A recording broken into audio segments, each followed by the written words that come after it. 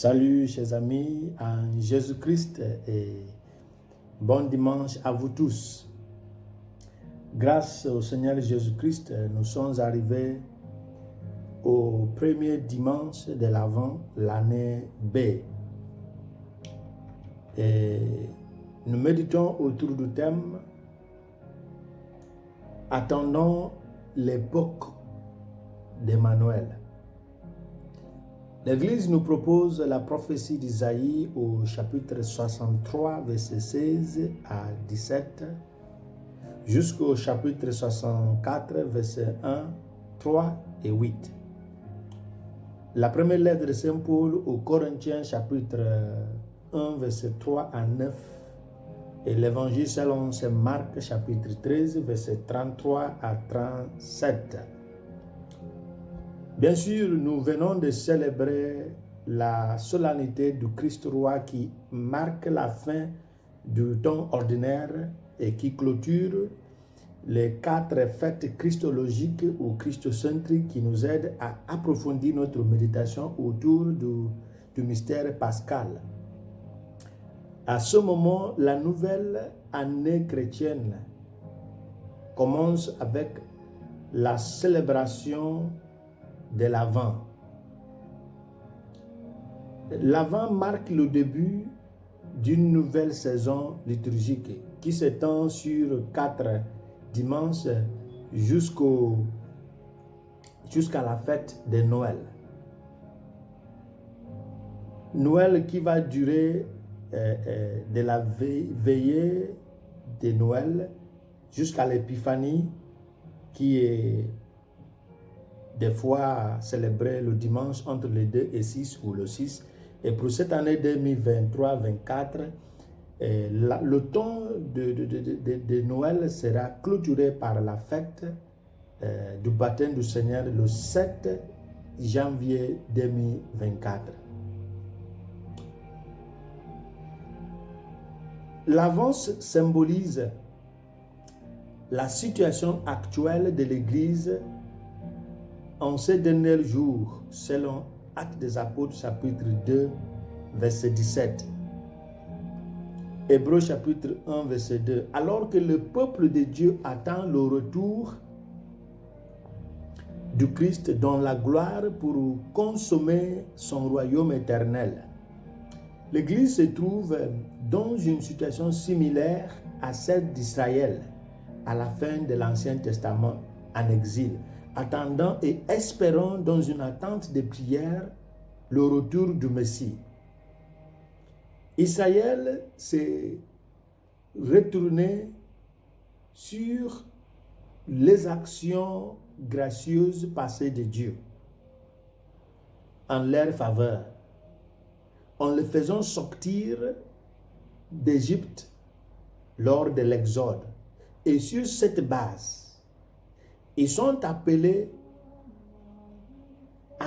Dieu lui-même pour qu'il puisse agir une fois de plus pour eux. De la même manière, l'Église, pendant la période de l'Avent, se réjouit de la venue du Christ tout en attendant avec impatience la venue du royaume du Christ lorsqu'il reviendra pour son peuple à la parousie. Le chant qui nous aide à mieux vivre cette période préparatoire est capté dans le chant de Justin qui disait « Ô vienne Jésus, ô vienne Emmanuel, nous dévoiler le monde fraternel où ton amour plus fort que la mort nous régénère au sein d'un même corps. » Il dit, chantez, chantez, il vient à notre appel, combler nos cœurs, Emmanuel. Alors qu'Israël aurait chanté ce chant dans une attente de la première venue du Christ. L'Église aujourd'hui chante ce chant en commémoration de cette première venue et dans une attente de la seconde venue, ce qui est la parousie. Durant cette période, comme d'habitude, l'Église nous propose des attitudes qui nous permettent de mieux vivre cette période. Elles sont Il y a l'attitude d'être dans une vigilance insistante. Dans une vigilance insistante. Parce qu'on ne sait pas ni le jour ni l'heure où il viendra. Et la deuxième attitude, c'est notre capacité de reconnaître celui qui vient. Jésus ne viendra pas comme un bébé qui sera né dans une mangeoire.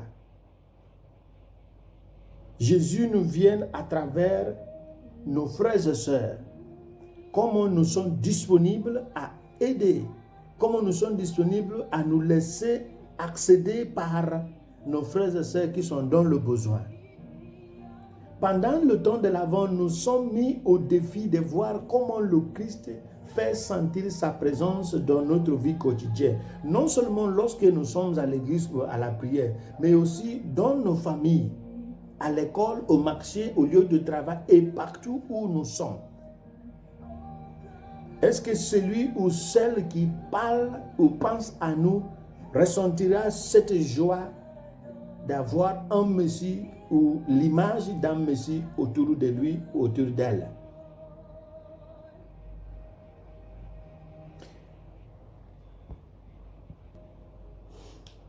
En ce premier dimanche de l'année liturgique B, la première attitude que l'on attend de nous à cette période est saisie ou représentée ou captée par les lectures d'aujourd'hui. L'Église en pèlerinage est appelée à une vigilance qui attend le retour du Maître. Dans la première lecture, l'auteur du 3e Isaïe, en soumettant que Dieu est notre portier et nous sommes l'argile, souscrit que notre retour à Dieu de nos exils de péché et de l'esclavage dépend de Dieu. Lorsqu'il pleurait, « Ô Seigneur, pourquoi nous fais-tu dévier de tes voies et endurcir notre cœur afin que nous ne te créions pas? Reviens pour le bien de tes serviteurs, les tribus de ton héritage. » Cette affirmation prophétique soutient la nature restauratrice ou rédemptrice de l'époque ou de l'avenir ou de la venue d'Emmanuel. C'est une heure qui restaure la lumière perdue par le péché. La lumière pour toute la création soumise à une obscurité totale. C'est une ère de victoire sur l'époque du départ de la gloire de Dieu. La sainte phase de Dieu rend ce retour possible, comme le psalmiste le chante. Seigneur Sabaoth, fais-nous revenir, fais vivre ta face et nous serons sauvés. Maintenant, Saint Paul va plus loin sur sa théologie autour de la dépendance sur la grâce de Dieu, comme une force divine qui ramène les égarés et soutient les répatriés. Pour Paul, là où se trouve la fidélité, la grâce est la raison d'être. Là où se trouve la subsistance, la grâce est aussi sa raison d'être. Et cela nous aide dans la ligne de l'attente vigilante de la révélation de notre Seigneur Jésus-Christ. Pour nous libérer des épines doctrinales de laxisme spirituel, Jésus évoque un autre aspect de la collaboration à la grâce. Il dit, veillez donc, car vous ne savez pas quand le maître de la moisson viendra. Celui qui est appelé à veiller est capable de veiller et sa nature permet cette attitude de veiller. Il dépend donc de sa volonté de veiller. La capacité de volonté et l'attribut de veiller et de prière sont restitués à l'humanité par la grâce de Jésus-Christ. Seule la grâce peut préparer l'homme à collaborer par la foi au aux actions justifiantes et sanctifiantes de Dieu. Saint Augustin nous dit, Dieu qui utilise toujours notre coopération commence en travaillant pour que nous le voulions. Ça veut dire Dieu a sa place et l'homme aussi a sa place. Dieu ne ferait pas ce qu'il a donné la capacité à l'homme de faire. Augustin nous dit, si à la fin de tes très bonnes œuvres, tu te reposais le 7e jour, ainsi nous nous reposerons aussi en toi le jour du sabbat de la vie éternelle. En cette ère d'Emmanuel, nous prions pour que la lumière du monde Jésus-Christ éclaire nos chemins et nos sentiers par la parole de lumière de vie, afin que les activités obscures des ténèbres ne nous intéressent plus. Que Jésus nous donne la possibilité de sortir de la cour des ténèbres dans notre lutte contre la concupiscence. Que sa grâce ne nous abandonne jamais. Que sa grâce ne nous abandonne jamais. L'époque de l'Emmanuel, c'est l'époque de la grâce qui invite à la coopération, parce que celui qui vient à ramener l'homme à la position de vouloir pour qu'il puisse agir. Qui nous bénisse, le Père, le Fils et le Saint-Esprit. Amen. Vienne Emmanuel, vienne Maranatha.